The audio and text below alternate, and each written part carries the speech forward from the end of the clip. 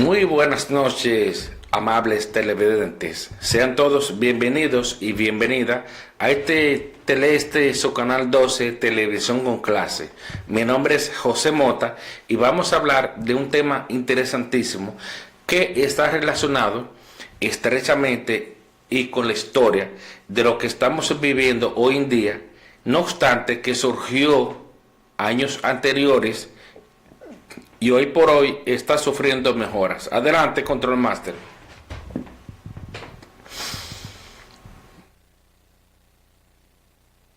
Aquí tenemos la primera etapa de la revolución industrial, la revolución textil, que abarca los artefactos más relevantes que le dieron impulso a la primera etapa de la revolución industrial.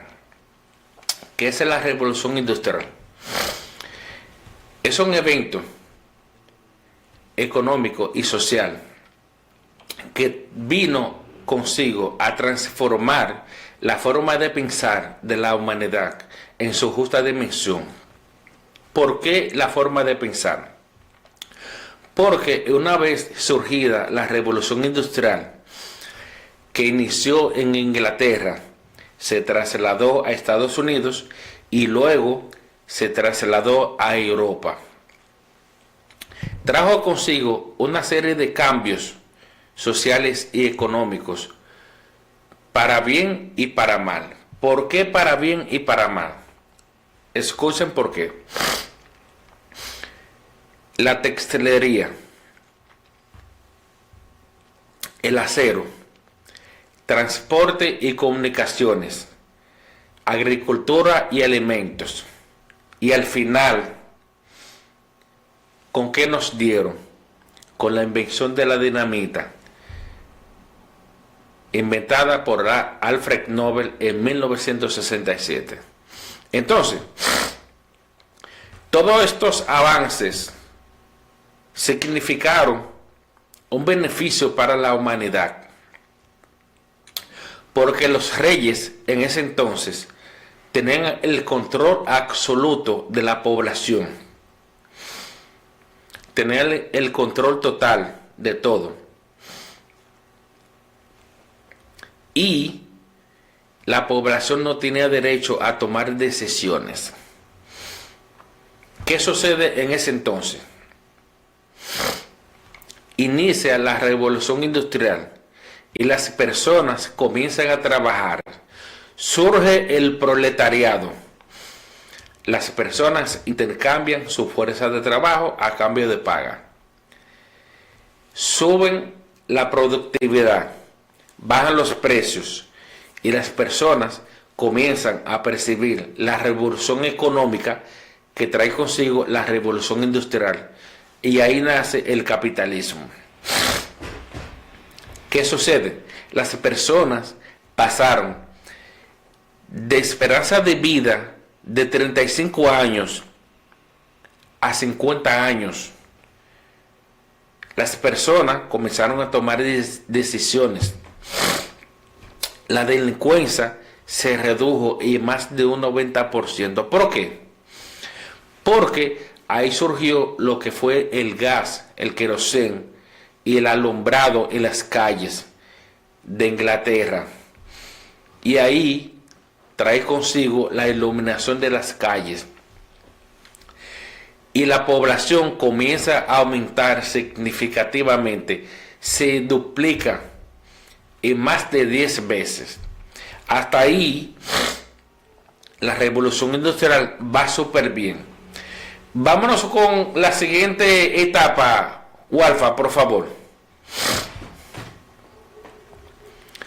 Entonces, en ese mismo tenor, mi gente, miren, ahí pasamos a lo que es el horno de coque. La industria comienza a obtener avances significativos con el hierro y el acero. El hierro y el acero.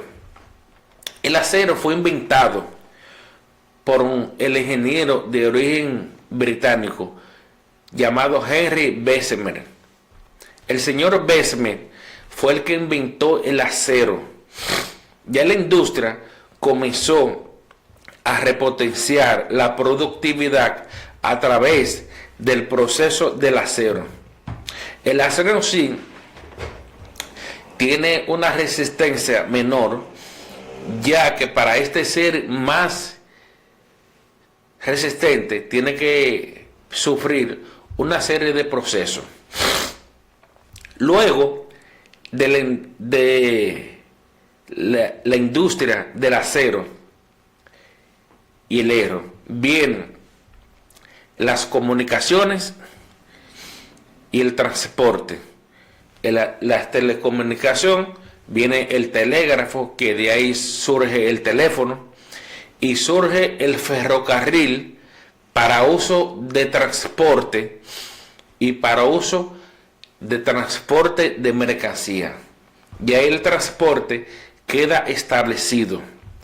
También las máquinas de vapor, el barco de vapor. La máquina de vapor, lógicamente, bajo la ideología de James Watt, 1701. Entonces, ya la revolución industrial va en marcha. Todo es positivo. Todo el avance que va acumulando la humanidad en términos científicos y económicos, no obstante, antes predecido, porque ya la imprenta existía. En 1517 se inventó la imprenta bajo la ideología de Johannes Gutenberg y procedió a redactar la primera Biblia, la Biblia de Gutenberg. Entonces, el mundo va avanzando significativamente bajo y conforme la ideología de la producción y un clima de paz próspero. Después llegamos a lo que es la industria química y la alimentación. Y ahí surge en 1864 la pasteurización bajo la ideología y la patente de Louis Pasteur. ¿Por qué la pasteurización? La pasteurización trajo consigo una serie de soluciones médicas, porque la pasteurización vino a propiciar que los alimentos alcanzaran un grado de inocuidad para el consumo humano. Inocuo es cuando un alimento está apto para el consumo humano.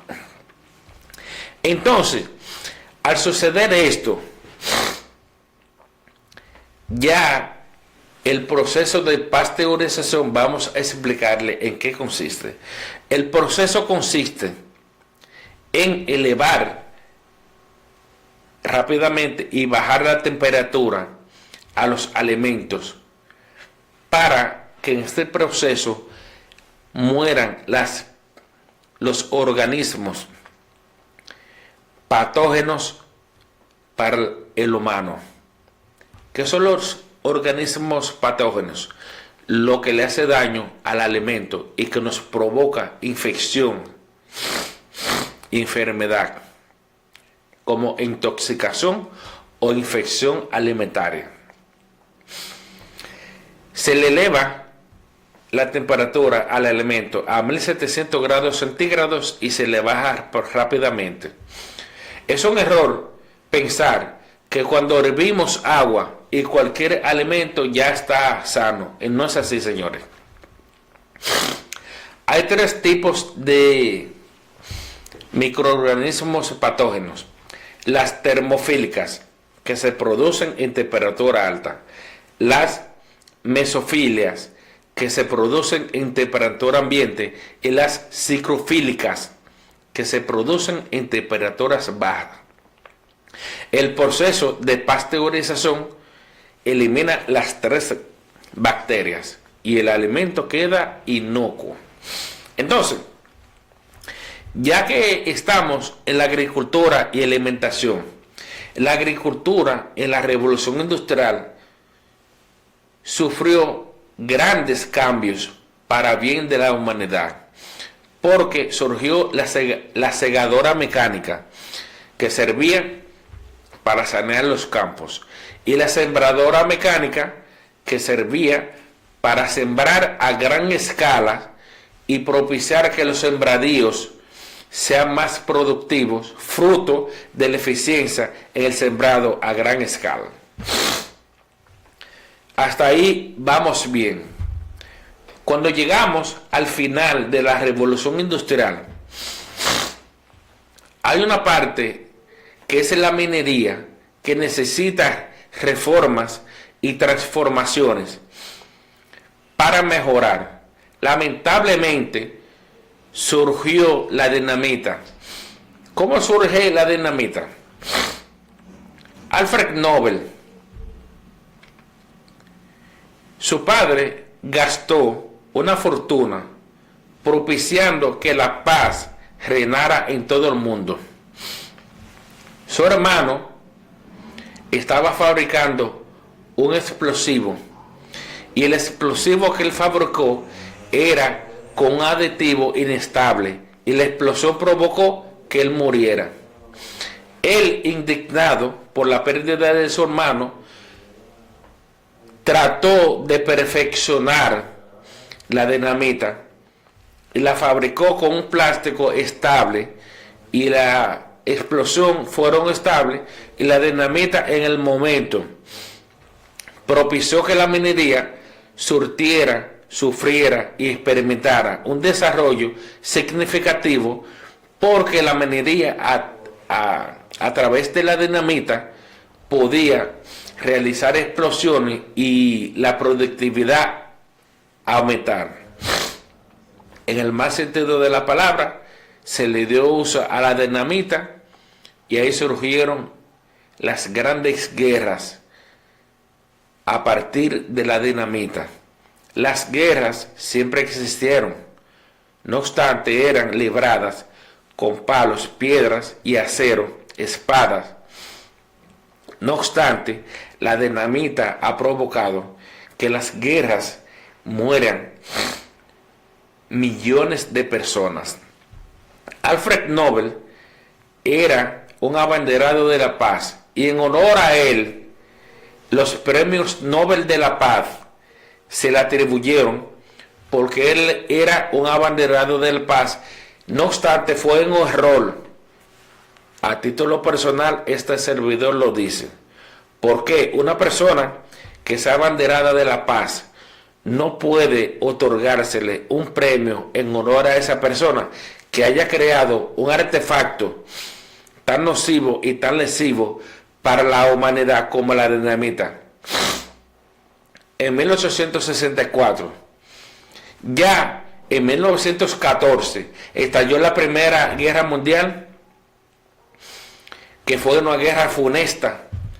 La raíz fue un magnicidio del archiduque Francisco Fernando y su esposa Sofía Chotek, a manos de un anarquista, miembro de una organización llamada La Mano Negra en Europa. No obstante, 25 años después estalla la Segunda Guerra Mundial, donde la dinamita ya había sido perfeccionada a nivel industrial. ¿Y cuántas muertes se perdieron? Más de 100 millones de personas perdieron la vida en la Segunda Guerra Mundial. Y no obstante, se siguen fabricando armas. Ya todos los países de grandes clima económico tienen acceso a fabricar bombas atómicas, y hoy por hoy, fruto de ello, todo lo que se construyó en la revolución industrial al final hizo un efecto retroactivo, porque la revolución industrial fue muy positiva para la humanidad, creó mucho bienestar. No obstante, al final su aporte final le ha hecho mucho daño a la humanidad, y las armas son lo que más daño nos hacen hoy por hoy. Señores, Hemos llegado al final de este paso, agradeciéndole su sintonía. Les invitamos a que el próximo miércoles nos acompañen a esta misma hora y en este mismo canal, y esperamos que este servidor tenga la distinción de contar con su sintonía nuevamente. Dios se les bendiga desde lo alto y pasen feliz resto de la noche. Adelante. Año 1965. El 5 de febrero de ese mismo año es liberado Martin Luther King en Alabama junto a otros 500 manifestantes, donde estos realizaron una protesta pacífica en miras de establecer lo que son los derechos civiles. Mi nombre es José Mota y les ofrecemos una disculpa por nuestra ausencia por razones estrictamente personales en los días anteriores a este espacio. Hoy les traemos un contenido muy interesante concerniente a eventos que se han suscitado en el futuro, en el pasado inmediato, y le disertaremos lo que son las aristas y los posibles causas y consecuencias que propiciaron estos eventos. Principalmente vamos a iniciar con lo que es el accidente aéreo en Estados Unidos, en Washington, D.C. Este trágico accidente vino y obedece a causas no conocidas y que no han salido a la luz pública, por lo que las autoridades prefirieron mantener este evento lo más hermético posible. Y como de aviación estamos hablando, vamos a hablar de lo que es el Air Force One, ya que el evento que ocurrió fue en Washington. Ahora vamos a proceder a mencionarles, a enunciarles de dónde proviene el concepto de Air Force One. El Air Force One obedece el concepto no a ese avión que ven en pantalla, sino a cualquier avión o nave que sea abordada por el presidente de los Estados Unidos.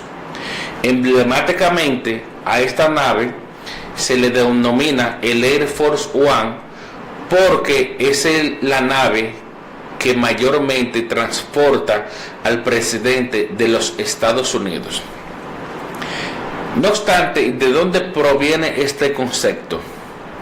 En 1953, el presidente de Estados Unidos, Dwight D. Eisenhower, propició ese nombre emblemático al avión presidencial.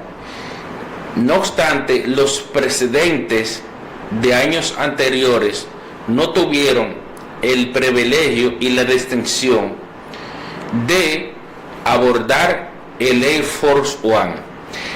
Esas figuras y esas imágenes que ven ahí son imágenes de la estructura intrínseca, de la fabricación, de la contextura y los niveles de seguridad que tiene este avión, que es el avión más seguro del mundo hasta ahora, hasta el momento.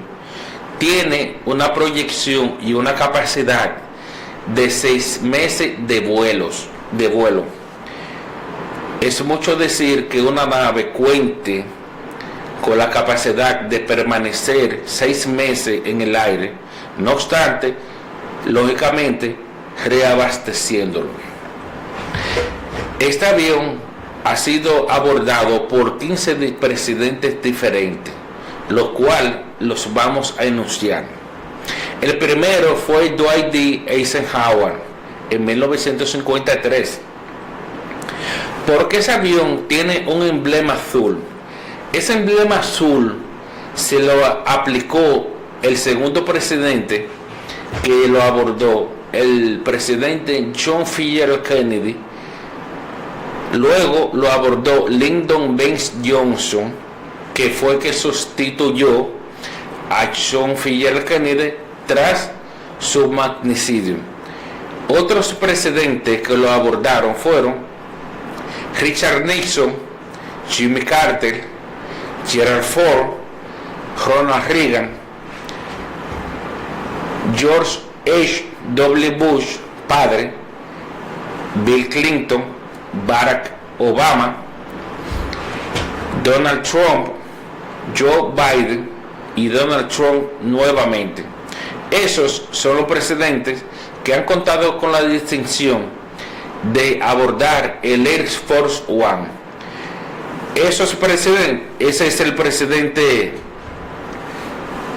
Jimmy Carter, George W. Bush, Barack Obama, Trump. Ahí está en la estructura del avión, el motor, las turbinas, cómo está compuesto, su fabricación, su envergadura. Ahí vemos a Trump nuevamente. Y lo que es la cabina de vuelo, el salón de conferencia, el escritorio presidencial y un salón de reuniones para situaciones de emergencia. Este avión está equipado de un todo y es prácticamente una ciudad volando. Señores, vámonos al siguiente contenido para seguir con esta disertación. Adelante, Control Master.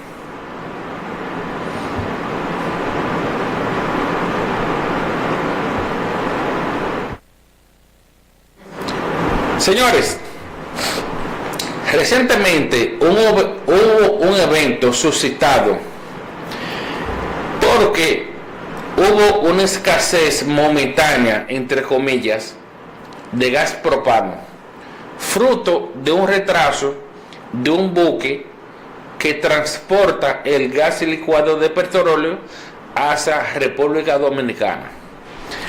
Yo quiero que ustedes nos sigan la sintonía, lo que le estamos transmitiendo, para que ustedes estén en condiciones de discernir y determinar cuáles son las causas y las consecuencias, de dónde vienen esos eventos sociales que nos afectan directamente. Miren, los retrasos en las entregas de petróleo, de combustible ya refinado o preparado, o del crudo en sí. ¿Qué sucede? En el año 1974 fue fabricado este buque petrolero, el más grande de la historia. No es el Titanic, el buque más grande, es el Knox Nevis. Un barco espeluznantemente grande que cuenta con una estructura de 458 metros de largo, 68 metros de ancho y un calado de 24.9 metros. Este barco tuvo un peso muerto de 464.000 toneladas de peso. Señores, esto es algo extremadamente desproporcionado. Y un peso neto de 564.000 toneladas. Señores, 564.000 toneladas. Eso es algo prácticamente incalculable. Este barco se llama el Knox Nevis. ¿Por qué se dan los retrasos en las entregas de combustible o de petróleo? Sucede que todo proviene desde la fabricación de este buque petrolero, que se fabricó en los astilleros de Japón en 1974. El proyecto era tan costoso que se tomó 5 años fabricar este barco y su fabricación culminó en 1979. Este barco era tan grande que para poder detenerse tenía que transitar 8 kilómetros para poder detenerse y no podía entrar en los puertos por su tamaño y las aguas tenían que ser muy profundas. Este barco no podía atravesar el estrecho de Suez, que es uno de los estrechos más importantes del mundo, ni tampoco podía transitar a través del canal de Panamá por su estructura, por su envergadura. Producto de ello, este barco sufrió modificaciones en su estructura y fue vendido 5 veces, cambió de 5 dueños diferentes.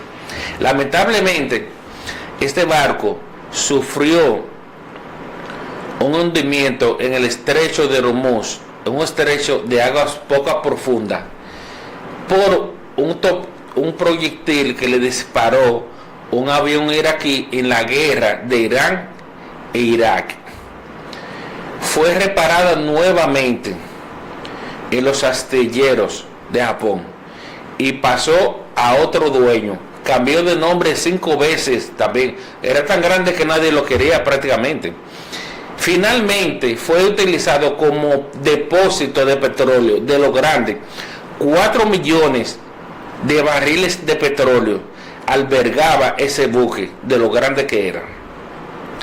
Era suficiente porque los países a donde se trasladaba a hacer las entregas en su debido tiempo se tardaba, pero satisfacía la demanda donde llegaba, porque 4 millones de barriles de petróleo es una cantidad de petróleo que cualquier país le basta 15, 20 hasta un mes en consumir esa cantidad de combustible. Entonces ese buque petrolero lamentablemente llegó a su final en el 2010 en los astilleros de la India. Fue deshuesado porque era demasiado grande y los viajes tardaban demasiado. Entonces de ahí hacia acá los buques petroleros se fabrican más pequeños para facilitar el tránsito por los canales y por los estrechos, para que el flujo de las naves marítimas sea más fluido. No obstante, la capacidad de carga de estos buques es menor, por eso tienen que hacer más viajes, y al hacer más viajes tienen que retardarse más. Por eso se debe a esas entregas un poco tardías. Señores, les invitamos a que permanezca en sintonía, porque el contenido que viene es de bastante interés para todos. Adelante. El 5 de febrero del año 1840 nace John Boyd Dunlop, el precursor de los neumáticos inflables, esa marca famosa que vemos en la calle. Dunlop, ese mismo señor. Mi nombre es José Mota. Me siento distinguido acompañándoles en esta maravillosa y fresca noche. En esto es Televisión con Clase, Quejas y Querellas. Vamos a traer un contenido apasionado que va a llenar sus expectativas. Adelante, Control Master.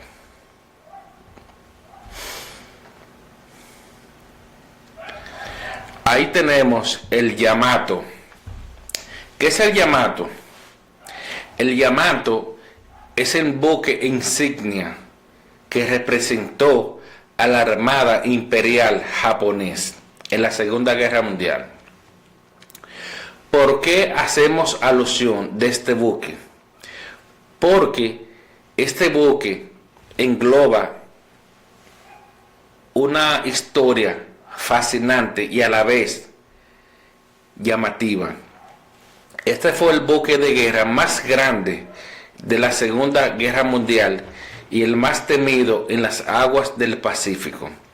El Yamato fue famoso porque en la Segunda Guerra Mundial se dio una situación en plena batalla que descubrieron una colonia de arañas venenosas gigantescas en este buque de guerra. No obstante, la tripulación de ese buque de guerra estaba exhausta por los embates de los ataques enemigos y los embates de la peligrosidad de las arañas que abordaban ese famoso buque de guerra. Esa colonia de arañas que se crió en ese barco tenía doble propósito. Por un lado, presagiaba una bendición de conservaduría, de tradición, de victoria, y también tenía un presagio de desgracia, y había muchos sentimientos encontrados en la tripulación, porque no sabían si eso convenía o no, y encima de eso tenían los embates del enemigo en el cuello, prácticamente. Esa historia en la Segunda Guerra Mundial hizo más famoso a este buque de guerra, que era temible por su tamaño. Fue denominado el gigante de acero. Lamentablemente, para ellos, para el mundo no, fue hundido en las aguas del Pacífico, donde yacen miles de barcos hundidos, tanto de la Armada Imperial Japonesa como norteamericanos. Las temibles aguas del Pacífico fueron testigos de una serie de encuentros, de batallas que se libraron entre los japoneses y los norteamericanos, que solo el océano es testigo de los cuerpos de marines y de naves, tanto de aviones como barcos, que yacen en el fondo del Océano Pacífico. Vamos con la siguiente historia. Adelante, Control Master.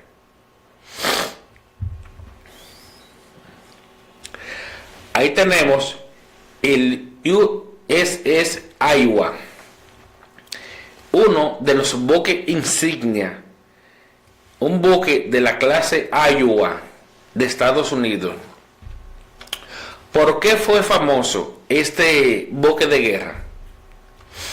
Este buque de guerra es uno de los sobrevivientes de la Segunda Guerra Mundial y hoy está destinado como museo en Estados Unidos, rindiéndole honores a los servicios que prestó este famoso buque de guerra. ¿Sabía que hubo y ha existido siempre el avión presidencial? Este ha sido el único barco presidencial en el mundo. En 1943, el USS Iowa, el buque de guerra de la clase Iowa, trasladó de Estados Unidos hacia Irán, a su capital Teherán, a una cumbre. A Franklin Delano Roosevelt, ese buque de guerra fue modificado para trasladar al presidente de los Estados Unidos hacia Teherán, a una cumbre donde se reunió con Winston Churchill, primer ministro británico, y con Joseph Stalin, ese dictador de la Unión Soviética. Esta labor formidable fue realizada por este buque de guerra, que es uno de los buques insignia de la Armada norteamericana, junto al USS Missouri, donde se firmó la rendición el 2 de septiembre de 1945 en Japón, donde los generales japoneses entregaron las espadas al general Douglas MacArthur a bordo del USS Missouri. Vamos con el siguiente. Control Master.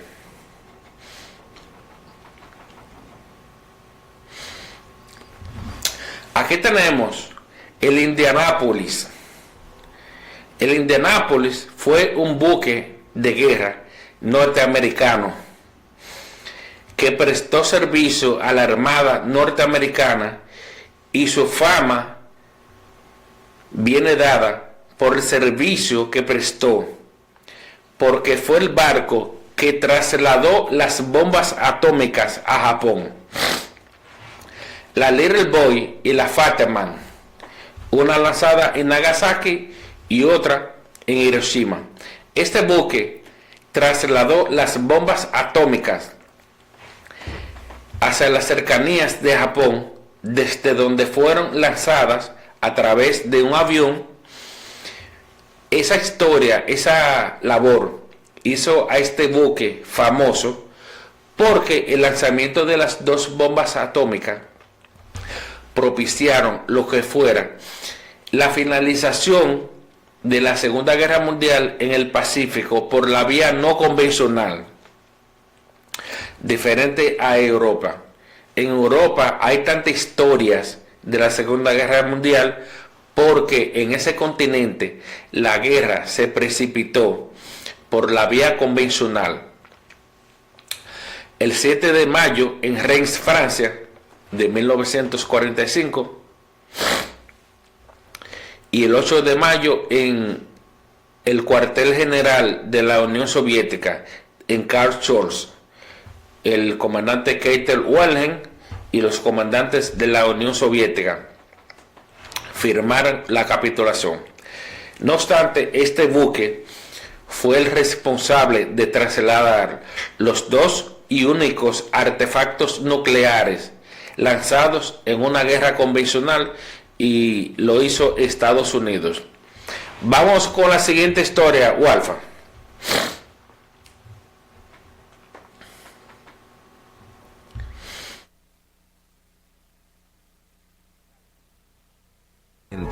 Causaron gran sufrimiento y generaron una de las peores. El peor año para vivir en la Tierra fue, sin duda, el año 536. El año en el que terribles eventos causaron gran sufrimiento y generaron una de las peores crisis en la historia antigua. Para empezar, en el año 536 hubo una gran erupción volcánica en Islandia que liberó enormes cantidades de ceniza y dióxido de azufre en la atmósfera. Esto creó una nube que bloqueó la luz solar, lo que causó un periodo de oscuridad de 18 meses. Pero esto es solo el comienzo. Como el sol ya no brillaba en la Tierra, el norte quedó envuelto en la oscuridad, y debido a esto, la temperatura global disminuyó considerablemente, iniciando la década más fría de los últimos 2300 años. Como resultado, las cosechas no crecían y la hambruna se extendió intensamente. Pero lo peor estaba por venir. En el mismo año, también hubo una serie de plagas, como la plaga de Justiniano, que devastó a la población de Europa y Asia. Un evento que diezmó a 50 millones de personas, lo que en ese momento representaba casi la mitad de la población. Estos factores se combinaron para crear un periodo extremadamente difícil para la gente de esa época. Y por esa razón, el año 536 es considerado hasta el día de hoy el peor año en la historia antigua. Mis amigos, hacemos alusión de este vídeo porque en los días actuales nos quejamos de las situaciones que permanecen, que se nos presentan en el diario vivir. No obstante, este año, que fue el año 536, fue un año de oscuridad, de penuria, de hambruna, de escasez, de improductividad. Fue el año donde las personas más fe perdieron. La gente no creía. Las personas creyentes en esa época existían poco, habían pocas personas creyentes. En ese año 536 Yo quiero que ustedes sepan que de 365 días que tenía el año, 318 días sin sol, las plagas se multiplicaron, las epidemias, las pandemias, los microbios, todo era repotenciado en el mal sentido de la palabra.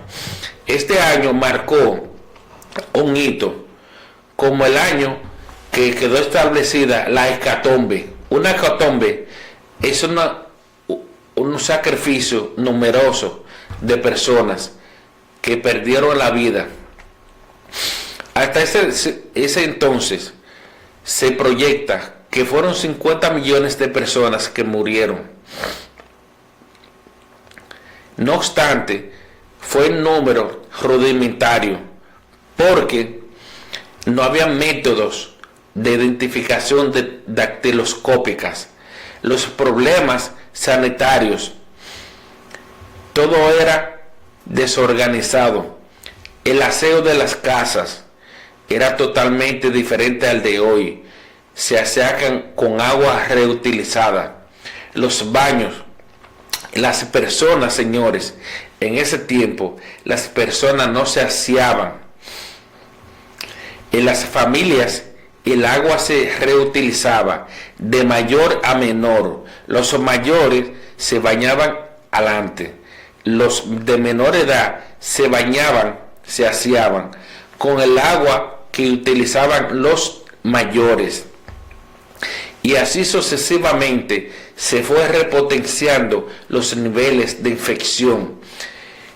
Y por ende, las únicas personas que tenían acceso a consumir azúcar eran los ricos.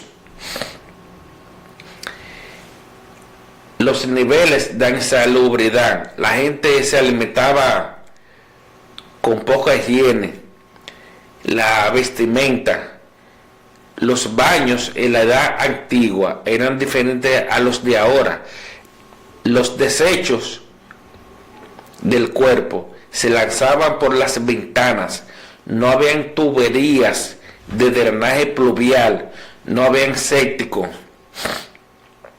Los reyes de esa época eran asesinados a traición a través de los baños. Las personas contratadas para quitarle la vida a los reyes de esa época era a través de la tubería del baño, del alcantarillado que ellos preparaban de manera rudimentaria. Los niveles de conocimiento eran muy pírricos, por ello se debía a que las personas no contaban con esos niveles de prevención, de saneamiento. El continente europeo, tanto como Asia, se vieron muy afectados por esa época. Vámonos con la próxima.